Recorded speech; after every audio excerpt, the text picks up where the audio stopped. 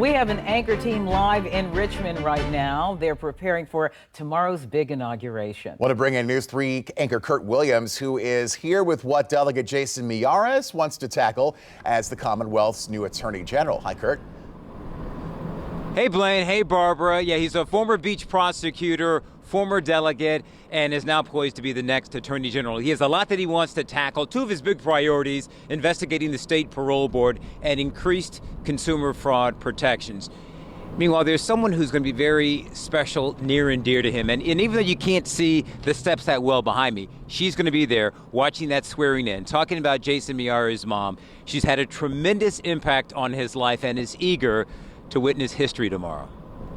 It was back in 2015, I believe, you became the first Cuban American ever elected to the General Assembly, and now the first Latino as the state's top lawyer. What does that mean to you?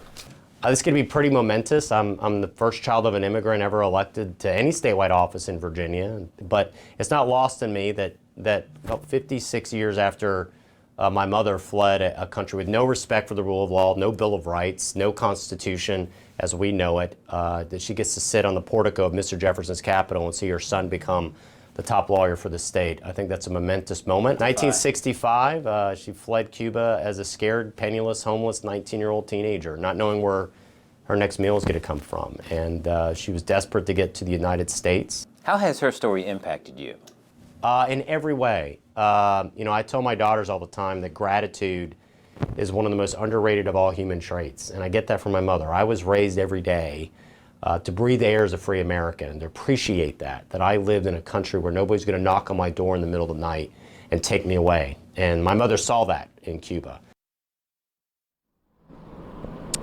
And she will be here tomorrow afternoon for that special moment. One other nugget that I want to share that is near and dear to Jason Miyares, something that he feels strongly about, is he wants to be able to, as the state attorney general, to be able to, what he says, clean up the cases of Commonwealth attorneys around this state that aren't prosecuting cases. For whatever reason, if they're not taking them to trial, Miyares wants to have the power to be able to prosecute those cases. That would require General Assembly approval, and he says legislation has already been introduced to make that happen. We'll keep you posted to see if that actually makes it all the way through and gets the governor's signature.